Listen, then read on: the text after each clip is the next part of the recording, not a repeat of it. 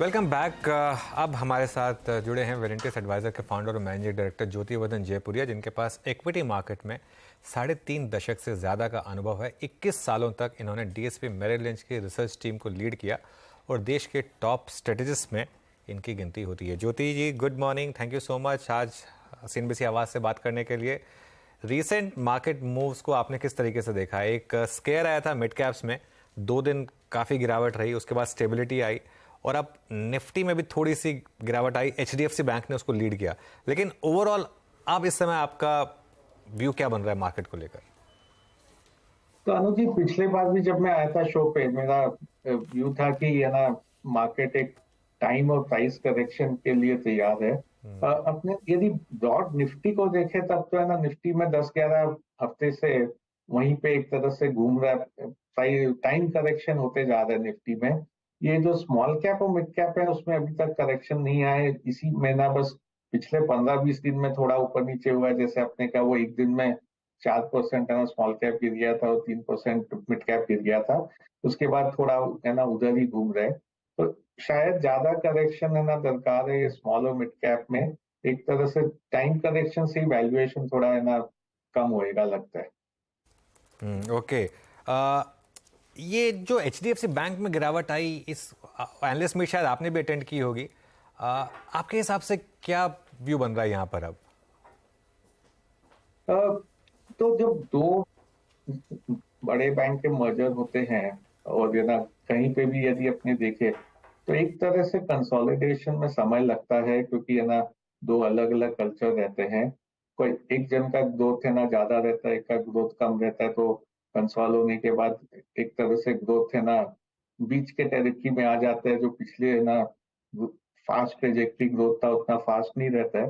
तो अपने कहीं भी यदि पिछले 20 साल में देखे कोई दो बड़े मर्जर हुए तो 6-8 महीना 1 साल कंसोलिडेशन में जाता है और उसके बाद में वापस है ना नई स्ट्रैटेजी बनती है, तो वापस ग्रोथ में रफ्तार होती है। तो एक बार वो कंसोलिडेशन होता ही शहर में, तो कोई ये अजीब बात नहीं है।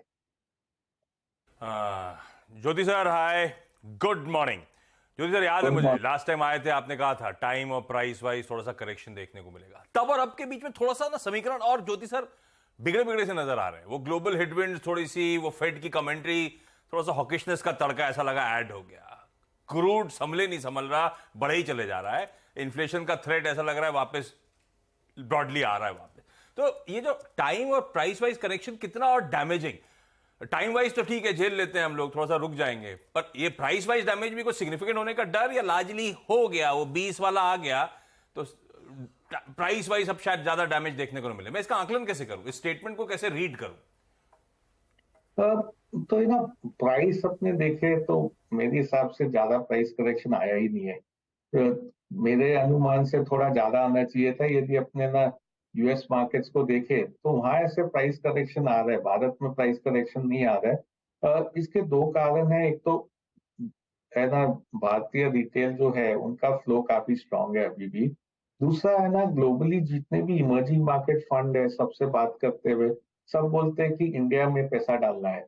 चाइना में उनके सबके ना यदि अपने इमर्जिंग मार्केट इंडेक्स देखे तो 28% वेट चाइना का, इंडिया का वेट 14% है। तो एक तरह से सबको है ना थोड़ा पैसा चाइना से मूव करके इंडिया में डालना है सबको। एक ही है ना डर है इंडिया में, वो है ना वैल्यूएशन का, कि वैल्यूएशन महंगे हैं, मार्केट थोड़ा थोड़ा करेक्ट होएगा तो और पैसा डालना है। तो उस कारण से ज्यादा प्राइस करेक्शन नहीं आया, फिर भी जो अपने को देखने मिला है अभी तक बहुत मामूली दिखा है। थोड़ा और 2-4%, 5% प्राइस करेक्शन आ जाए तो एक तरह से अच्छा रहे कि भाई एक तरह से प्राइस करेक्शन खत्म हो गया तो है ना जो लोग कैश पे बैठे हैं उनको डालने का मौका मिल जाता है, थोड़े ना बड़े इंस्टीट्यूशनल फ्लो आ जाते हैं तो अच्छा रहेगा एक तरह से। नहीं तो अभी जैसे अपने देखने मिल रहा है थोड़ा अपने मार्जिन में आउटफ्लोज हो रहा है भारतीय बाजार से एफआई का। इसके वापस दो कारण है। एक तो जैसे आपने कहा क्रूड का है, तो वो सबसे बड़ा एक है ना रिस्क है भारत के लिए। दूसरा है कि जो डॉलर है, डॉलर अप्रिशिएट हो रहा है। यदि पिछले अपने 4-5 हफ्ता देखे तो डॉलर काफी अप्रिशिएट हो गया। जब डॉलर अप्रिशिएट होता है तो इमर्जिंग मार्केट फ्लोज के लिए अच्छा नहीं रहता है। इन जनरल इमर्जिंग मार्केट से ना पैसा जाता है और डेवलप मार्केट की तरफ जाता है। तो वो एक कारण हो सकता है। यदि एक्सलेट ट्रेंड एक्सलेट होए तो भारत से भी थोड़ा है ना पैसा एफआई का सेलिंग आए तो फिर सिर्फ डोमेस्टिक बायर्स ही रह जाएंगे। अच्छा, भारतीय रिटेल का पैसा है जो सपोर्ट कर ले रहा है, तो शायद इसीलिए प्राइस वाइज डैमेज ज्यादा नहीं हो रहा है। ये भारतीय रिटेल का पैसा अगर इक्विटीज में चैनलाइज और एसआईपीज के थ्रू, तो आई एम श्योर पीएमएस में भी फ्लोज बढ़िया ही आ रहे होंगे, वेलेंटिस के पास भी। जो फ्लोज आ रहे हैं उसमें ऐसा हो रहा है कि आप थोड़ा सा कैश कंपोनेंट बढ़ रहा है आपका, या आसानी से ये पैसा डिप्लॉय कर पा रहे हो, विकल्प की कोई कमी नहीं है? तो हम लोग अभी जो फ्लोज आ रहा है, सबको जब फ्लोज आ रहा है तभी भी बोल रहे हैं कि ये पैसा हम लोग एक दिन में 2 दिन में नहीं डिप्लॉय करेंगे, अगले है ना 8-10 हफ्ते में डिप्लॉय करेंगे, क्योंकि पॉसिबिलिटी है कि कहीं पे है ना मार्केट में एक प्राइस करेक्शन भी आ जावे। इसलिए कैश काफी पड़ा है, थोड़ा हम लोग ने कैश बुक किया है, जो है ना पुराने पोर्टफोलियोज थे जहाँ पे है ना हम लोग 100% इन्वेस्टेड थे, वहां भी अभी 5 से 10% कैश हम लोग है ना बना रहे हैं, जो कि यदि कहीं पे प्राइस करेक्शन आया तो नीचे में लेने का मौका मिल सकता है। तो हाँ, हम लोग का कैश लेवल थोड़ा बढ़ते जा रहा है, जो है ना 6 महीना था उससे ज्यादा कैश लेवल्स हो गए हैं। ओके, कैश लेवल्स थोड़ा बढ़ते जा रहे हैं। चलिए, अच्छा, एक लार्ज कैप आईटी पर अब इस समय आपका क्या व्यू बन रहा है? आपने काफ़ी मार्केट साइकिल्स देखी होंगी। यूएस में इस समय एक रिसेशन को लेकर डर लग रहा है, बॉन्ड यील्ड्स काफ़ी हाई हैं, लेकिन नंबर्स कंपनियों के खराब रहे, लार्ज कैप कंपनियों के पिछले 2 क्वार्टर में, लेकिन स्टॉक्स ने एक बॉटम बनाया और अब वो वापस अपने एवरेज वैल्यूएशन के ऊपर। क्या व्यू है लार्ज कैप आईटी पर? तो हम लोग 18 महीना से, जैसे हम लोग का एक थीम था, बता रहे थे कि बाय लोकल अवॉइड ग्लोबल, तो आईटी पे अभी तक हम लोग ने पोजीशन नहीं बनाया, पर हम लोग के स्क्रीन पे पिछले 2-3 महीना से आईटी आ रहा है, क्योंकि इसमें वैल्यूएशन रिलेटिवली काफी कम हो चुके हैं। दूसरा है कि काफी अंडर परफॉर्म कर चुके हैं, और जो है ना ओनरशिप था, ओनरशिप भी कम हो गया आईटी का। तो हम लोग के स्क्रीन पे आए हैं, अभी भी मेरे ख्याल से 2 क्वार्टर इसमें ना नंबर्स थोड़े नरम रहेंगे, तो कहीं पे खराब न्यूज आए तो वहां पे ना खरीदारी करना चाहिए, क्योंकि कंपनीज अच्छे हैं, फ्री कैश फ्लो आता है, आउटसोर्सिंग का डिमांड बढ़ेगा ही, तो 1-2 क्वार्टर में खराब नंबर्स आएंगे, वो खराब नंबर्स पे आईटी खरीदना चाहिए। खराब नंबर्स पे जब दबाव आए तो आईटी अट्रैक्टिव, हाँ आपने ही मेंशन कर रखा था, लोकल पे फोकस है, ग्लोबल को अवॉइड कर रहे हैं। और क्या गजब की मूव्स है वैसे, अप्रैल मिड से लेकर अब तक करेक्शन के बावजूद आईटी इंडेक्स ने बढ़िया 20-22% के रिटर्न्स दे रखे, और कंफ्यूजिंग कॉन्फ्लिक्टिंग रिपोर्ट्स ब्रोकरेजेस के आगे के आउटलुक को लेकर, जिस पे चैनल पे कल चर्चा हो रही थी। अच्छा, आईटी के साथ एक और थीम है ज्योति सर, वो क्या? कहते हैं ना एंटी ईएसजी, वो स्टॉक्स गजब करे हुए हैं इस समय बाजार में, कोई कोल इंडिया, कोई ओएनजीसी, गजब के टूल, गजब का momentum. Valentis anti ESG theme में डिप्लॉय कर रहा है पैसा, नहीं कर रहा है? हाँ, तो देखिए, हम लोग एंटी ईएसजी तो नहीं बोलते इसको, हाँ, पर हाँ, एक है तो general logically move anti ESG जो चल रहा है। जनरल मूव है जो हम लोग का, एक हाँ, पब्लिक सेक्टर बैंक्स का, पब्लिक सेक्टर इन जनरल, सब पब्लिक हाँ, सेक्टर काफी सस्ते थे, वहां पे ना डिविडेंड यील्ड अच्छा था, और पी वैल्यूएशन जो थे वो काफी सस्ते थे, तो हम लोग भी 1-2 पीएसयू कंपनीज लिए हैं, जिससे है ना काफी अच्छा मूव दिया है इस पूरे साइकिल में। तो इस साइकिल में क्या हुआ है कि जहां भी वैल्यूएशंस कम है, तो वैल्यूएशंस पे लोग फोकस करके वो शेयर लिए हैं, तो है ना वैल्यूएशन को थोड़ा सा नॉर्मलाइज किए हैं, थोड़ा जो बड़ा गैप था वैल्यूएशन में वो कम हो गया। यदि अपने देखें तो जो high P high valuation companies थे, वो एकदम अंडर परफॉर्म किए हैं, जो लो पीज है वो है ना थोड़ा आउट परफॉर्म किए हैं। तो हम लोग का भी यही अनुमान था, तो है ना 1-2 पब्लिक सेक्टर भी खरीदे हैं, इसमें थोड़े प्राइवेट सेक्टर भी है जहाँ पे ना वैल्यूएशन काफी कम थे, उसको भी खरीदे। तो एक तरह से मैं इसको देखता हूँ कि वैल्यूएशन मिसमैच, वैल्यू बाइंग हुआ है मार्केट में, वैल्यू थीम चल रहा है, और एंटी ईएसजी इतना नहीं सोचते, पर हाँ, एक तरह से आप कह सकते हैं कि थोड़े स्टॉक्स जो है ना एकदम ईएसजी के कारण है ना बीटन डाउन थे, वहां पे भी ना वैल्यूएशन री रेटिंग हो गया।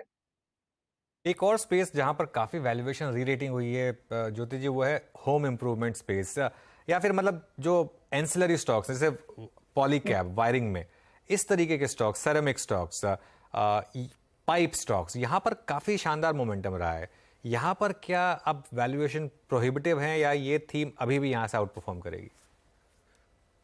सो अनुज जी, ये थीम अच्छा है, हम लोग ने भी इसका जिक्र किया था 1-2 बार पहले, क्योंकि इसमें एक चीज है कि जो रॉ मटेरियल प्राइसेस थे वो पिछले साल काफी बढ़ गए थे, मेटल हो या क्रूड ऑयल है, सब चीज बढ़े हुए थे, गैस है जैसे सेरेमिक के लिए उसके दाम काफी बढ़ गए थे। तो पिछले साल देखे तो सबके ना जो मार्जिन है वो 200 से 400 बेसिस पॉइंट कम हो गए थे। तो हम लोग का अनुमान है ये अगले 18 महीना में वो मार्जिन वापस पिछले लेवल पे आ जाएंगे, 200-400 बेसिस पॉइंट जो कम हुए थे वो वापस बढ़ जाएंगे। तो उस हिसाब से हम लोग ये स्टॉक्स पे काफी पॉजिटिव है। अभी जैसे आपने जिक्र किया कि वैल्यूएशन थोड़े महंगे हो गए ये सब में, तो कहीं पे थोड़ा थोड़ा हम लोग में शेयर्स को ट्रिम कर रहे हैं। अभी भी पोजीशन हम लोग की बनी हुई है पर काफी है ना थोड़ा ट्रिम कर रहे हैं, क्योंकि इधर है ना वैल्यूएशन महंगे हो गए हैं थोड़ा, तो थोड़ा डिमांड में नरमी देखने को मिल रही है।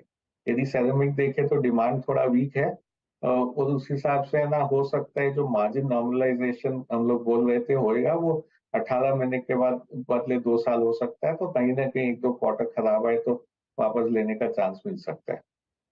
अच्छा, मुझे याद पड़ता है ज्योति सर, जब आईटी की काफी दिक्कतें थी तब आप लोगों ने मेंशन किया था, आपने मेंशन किया था कि उस पॉकेट को अवॉइड कर रहे हैं, आउटलुक हेजी है, समझ में नहीं आ रहा। और अब आप कह रहे हो अगर गिरावट आती नंबर्स के बाद तो आप एक्यूमुलेट करोगे, शायद खरीदारी करने के मौके होंगे।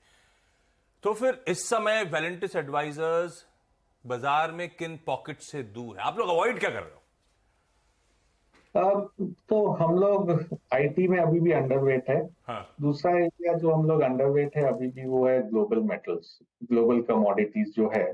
और उसके कारण यही है कि चाइना इसका सबसे बड़ा बायर था, चाइना सबसे बड़ा कस्टमर था। और हम लोग का अनुमान है कि चाइना अगले 3-4 साल भी उनका जीडीपी ग्रोथ 5% या उसके नीचे ही रहेगा। तो जो चाइना का डिमांड था वहां से वो है ना कम ही रहेगा अगले 2-3 साल। उन लोग ने इतने रोड बना दिए, इतने ना हाउसिंग कॉम्प्लेक्स बना दिए, रोड पे कोई जाता नहीं है, हाउसिंग कॉम्प्लेक्स में कोई रहता नहीं है, कि अभी से उनका इन्वेस्टमेंट डिमांड अगले 2-3 साल स्ट्रक्चरली एक तरह से कम हो जाएगा। तो इसलिए वहां पे डिमांड कम हो जाएगा, इसलिए ये स्टॉक्स में ज्यादा तेजी नहीं आएगा। तो वही दूसरा सेक्टर है जो हम लोग अवॉइड कर रहे हैं। और तीसरा सेक्टर जो अवॉइड कर रहे हैं वो खाली वैल्यूएशन के कारण है, वो कंज्यूमर स्टेपल्स के जो है ना एकदम हाई क्वालिटी स्टॉक्स है, वो पिछले 2 साल से हम लोग के पोर्टफोलियो में नहीं है। ये स्टॉक्स अच्छे लगते हैं हम लोग को पर वैल्यूएशन अच्छे नहीं लगते। वैल्यूएशन थोड़े है ना रिलेटिवली कम हुए हैं, पर अभी भी है ना महंगे वैल्यूएशन में आ रहे हैं। एक आखिरी सवाल ज्योति सर, ये एक्सचेंजेस जो हैं ये रात में भी मैच खिलाने के मूड बना रही हैं, ये नाइट मैच को लेकर आपका कैसा मन बन रहा है? तो देखिए हम लोग तो फ्यूचर ऑप्शन करते नहीं है, तो एक तरह से इतना इम्पैक्ट नहीं होएगा। इसके लिए काफी जो है ना ब्रोकरेज लोग जो करते हैं और जो भी उनके लिए ना वो मैन पावर कैसे करने का, कितने लोग को कब है ना करेंगे, शायद डबल शिफ्ट में काम करना पड़ेगा उनको। एक्सचेंज का तो है ना वॉल्यूम बढ़ जाएगा, पर ये जो ब्रोकरेजेस है उनके ना कॉस्ट बढ़ेंगे, तो उनको देखना पड़ेगा मैन पावर बैलेंसिंग कैसे करेंगे। ये हमने कुछ डिसाइड किया क्या कि सेम तनख्वाह पे डबल शिफ्ट लगेगी कि तनख्वाह बढ़ा के डबल शिफ्ट लगेगी? तो हम लोग तो जैसे हम लोग मैं ज्योति सर अनुज जी से पूछ रहा था। खैर मजाक अपनी जगह। Jyoti sir thank you so much जुड़ने के लिए।